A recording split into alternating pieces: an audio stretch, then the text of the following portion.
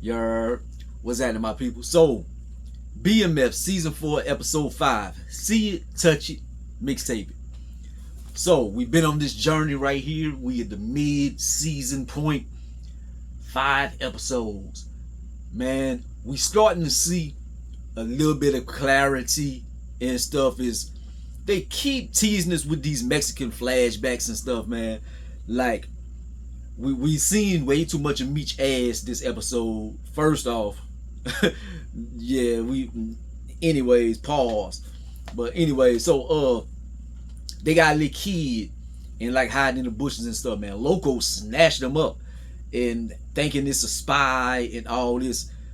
And Meech kind of goes along with him. He don't want to hurt the kid, but he like, yeah, we got to check out to make sure there's not a spy. And Terry seemed very like taken back by this. Is that the final nail in the straw? Nail in the coffin? Is that the final nail in the coffin? Why Terry seems to hate Meech so much? They have their moments, man, like when they in Atlanta, when they doing the music thing, they seem cool. Whenever it comes to drug business and stuff like that, it's like Terry very much can't stand Meech, man. Like he just hates being an underboss or whatever. But the Mexican flashbacks, I think that's going to play a big part in the psychology of what's been going on this season, man. BMF, so they launching Stomping Ground Records.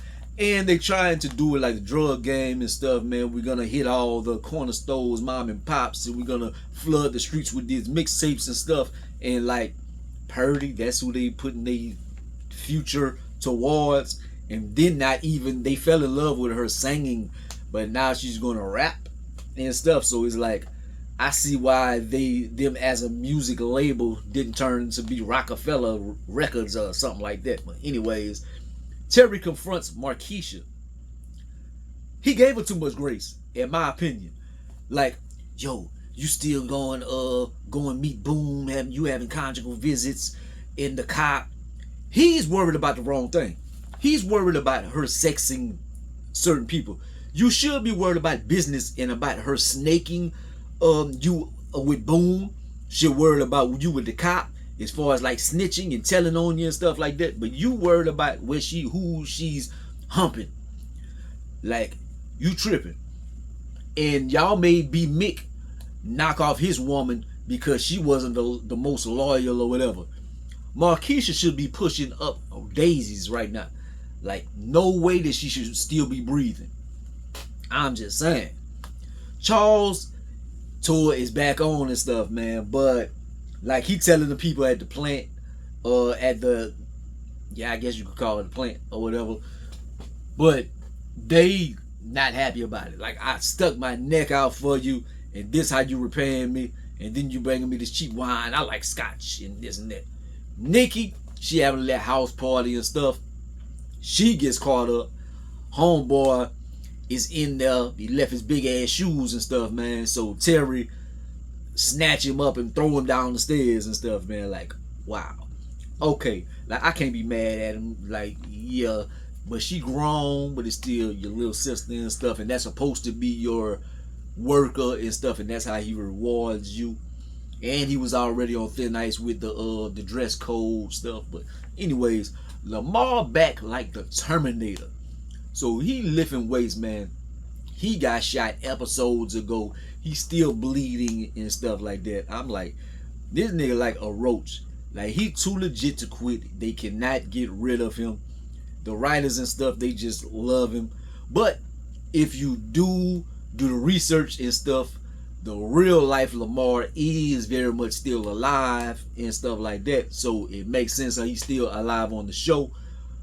But why did they write him off as dead so quick whenever there wasn't a body? Like, that doesn't make any sense. Like, the coroner, no newspaper clips, no funeral or anything, and they like, oh yeah, he's dead. Okay. Like, you didn't dispose of the body or anything, and you just think, alright. But so the radio, they play BMF. They have a big party and stuff, man. They waiting on it. And then once the radio comes on, it's somebody else. So took their money and everything. Charles, he goes talk to his new lady, and he like, I'm about to go on tour. You can come on tour with me and stuff. And she like, we not gonna talk about what you did the other day. Like, he got accosted by her ex-man, and he defended himself. He hurt the dude, but like, that's how it be sometimes. Like, a woman would complain about this dude, like, he beat me, he did all this and that, and they'll tell that to their family members. They'll tell that to the new man in their life or whatever. But then whenever somebody gets retaliation and hurts that person that hurt them, then they're like, oh no, why did you do that? And that's exactly what she did. Homeboy was terrorizing her. And then once Charles put paws on him, then she like, oh, you're such a bad guy. Man, get the fuck on with that bullshit, man. Like, I hate that type of stuff. That's why I don't get in nobody or domestic disputes or anything like that. Like, look, that's y'all business. See, always gambling, man. Like, they need some clean money. That's how he try to clean his money. Is gambling. Like, that's the worst method of all time. Like, yeah, you might be a good gambler, but it's still like, it's called gambling for a reason. I'm happy B-Mickie is back in the fold, man. Like, he's very reliable. Whenever they put him on a mission, he completes the mission and stuff. So he's in St. Louis and stuff at this point. He watching the organization. He checking everybody out. Like, he should have been a detective or something. But he got to go back to his baby girl. Even T got to give him some grace on that. Like, man, you got to understand. Like, I'm fucking with y'all, man. I'm loyal and this and that. But look, my baby girl come first. So he got to go. And so I applaud for T letting him do that and stuff. Charles goes to the pawn shop. And he trying to get his guitar and stuff. That hurt his heart. Like, he lost his new woman. And now he been lost Lucille. But then he sees that's final nail in the coffin. That's the twice I done said that. But he sees she done pawned her ring and stuff. And that hurt his heart. Like, god damn, you done did that. Like old Ho say, you get a nigga, you ain't gotta do a nigga, you ain't gotta get a nigga back like that. I'm a man with pride, you don't do shit like that. But yeah, I ain't listened to that song in a long time. Song Cry. But anyways, yeah. Loco. He a real one. I ain't gonna lie. Like, I thought Loco would have been more upcoming or would have been more open to the St. Louis people as far as yo dirty, y'all over there. Y'all, we need to move away from Meech and do business with me. But he came back to Meech and them, and he told him, yo, you don't need to trust homeboy from St. Louis, man. They tried to snake you. Like, he could have knocked homeboy off at that time over there, but it's cool that he went back to Meech and told Meech your friends that you think your friend, they not your friends, man. Boone is back. Now Markeisha caught up. Like, I ain't messing with no Boone. Yeah, he been over the counter. So yeah, look like you are. And now she been playing everybody, trying to play everybody, and finally about to get her caught up. I hope Markeisha gets knocked off, man.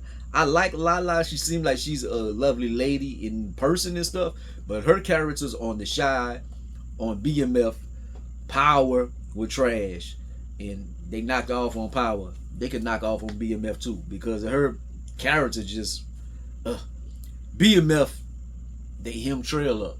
So Trail has been the bane of their existence as far as the music industry and stuff, been hating on them, been terrorizing Purdy and all that. So they run up on him, hold him at gunpoint, sign the contract and stuff. We releasing Purdy, all that good stuff. Peace out. We ain't gonna have to worry about this nigga again. Yes, you will. You left him alive. Anyways, Donnell Rawlins necrophiliac ass. Yeah, you part of the itty bitty titty committee, but like, he loves these dead bodies and stuff, man. Like, he just nasty as hell. But Lamar runs up on him, bleeding and stuff. He all tore up. So he must patch him up. It's like, damn, this nigga back. But we gonna get back to that. Lucille, the power of prayer. The power of prayer, man. Like B-Mickie is at his wit's end. Like my daughter, she's going through it. I'm losing my faith. Oh my God. Right whenever they pray, the doctors come out, man. She's good. She made a recovery. Like the surgery has been successful. That was a beautiful little moment. That was a beautiful moment right there, man. Nicole, speaking of babies, Nicole is pregnant. But she automatically is like, it's Breeze's baby. Because I know I messed with him 3 months ago or something. You sure it ain't Worm? We shall see. Bryant ass runs up on Meech and Duffy. Like he come up on them smooth like and they take off, high speed chase, foot race, all that. And I'm like, how will they get away from the Red Dogs? And Meech just has the luck of the Irish on his side. He gets away. He jumps in the back of a pickup truck. Duffy is not so lucky. So man, Duffy goes down. Damn. But Brian, back to him. With this beautiful moment that they had, man, the daughter, she is healthy and stuff, man. He proposes at this moment. Lucille, I want you to officiate the wedding. Mr. Charles, I want you to be the best man. That was a beautiful little moment, man. There's not many beautiful moments in BMF, but that was nice right there. Meech, like I said, man, we seen way too much of Meech's ass. Like homegirl, she consoles him and stuff, so he makes love to her on the floor. At least if I was Meech, I would be happy. At least the way they depicted me, they making me look good. Because like Charles, for instance, his sex scene, like they had him like 2 seconds. Like the word, now he's known as 2 Pump Chump Charles and stuff all over the internet stuff. Nasty Charles and stuff. At least Meech, they gave him like, made it like seem beautiful in a little length to it. Pause. But the scene was long. Pause. But yeah. If I'm doing something like that, if I'm on the 2B movies or Starz or something, I'd be like, man, don't let me go with the two pumps in. They do that on movies and stuff. I like, maybe that's realistic. I don't know. I personally, I've never did that, but maybe that's how some people do it. I don't know, but like, anyways, so Charles. Like I said, there aren't many beautiful moments on BMF, and this is not one of them. So he about to go on tour, get his life back together. Teaching some safety at the plant. And unsafe things happen. Breaks his hand, man. They drop a machine on his hand and stuff. Music dreams over. Tour, that's a wrap. Charles is back to the plant for the rest of his life, man. Like, damn. Come on, man. Lamar cremates his cousin alive. I knew some bullshit was gonna go down. So he talking about his 12 steps and I need to forgive people and stuff. But I remember what you did. In Blackie, yeah, you cremated my dog. So I respect you for that. I appreciate that. But you never liked my dog. Throws him in the cremation machine. Burns him alive, dog. And then takes his car. Like, okay, homeboy gonna be at the job, gonna be dead, and a stranger is going to take his car. So you don't think you're gonna be public enemy number 1? Like the Red Dogs and everybody is arresting all kind of people. But y'all not trying to arrest Lamar? Like, Lamar, like, you cremate somebody and take their car. You going to jail. You should go to jail. Anyway, so Purdy, at the end, we finally hear her rapping. We should have never heard that. Like, she is terrible. She is god awful. Should have stayed singing. But she's trying to reinvent herself. Sometimes you don't need to reinvent the wheel. Yo. And I said it, they shouldn't have left Trail alive. So look, think that was the bodyguard or whatever. Shoots Purdy on the stage, but she gets shot like in the hip or something. So I think she probably gonna live, but maybe will she be paralyzed or something like that. And then homeboy was like, y'all gonna have to, you don't know who you got in business with. So I thought she probably was gonna overdose or something like that, especially before she went on stage, but she only hit like a bump. But I thought she was gonna hit like some extra bumps and pass out on stage or something. If I was a writer on the show, that's probably how I would have written it. But her getting shot, yeah, maybe she's gonna recover and then they're gonna go back to the drug storyline. Maybe she's gonna have to do extra to subserviate the pain or whatever that she's having from getting shot. But so that is the episode, man. Like it was alright, man. The end of the episode, like Purdy getting shot, it's like, I ain't worried about Purdy. But it's cool, man. The season is getting better. This episode was, it was alright. But see what's gonna happen with the Red. Like the Red Dogs were after Meech and stuff, man. And then like he goes to his house and he chill and they have a sex scene and stuff. Like if they after him that much, like I know he did a lot of things like on different names and stuff, but like they don't know where he lives with all the resources and stuff. And it's Atlanta. You would think they would kind of figure it out, or they can tell him or something and would just go scoop him up at the crib. But anyways, yo, like, comment, subscribe. Gonna be the greatest and the most hated, man. Y'all drop y'all thoughts in the comment section, man. How y'all thought about this episode, whatever. How y'all like the format. I've been doing these for years or whatever. Y'all think I need to change anything up or whatever like that. I know I kept stumbling on a few things, but yeah, I ain't doing no edits in this stuff. Peace.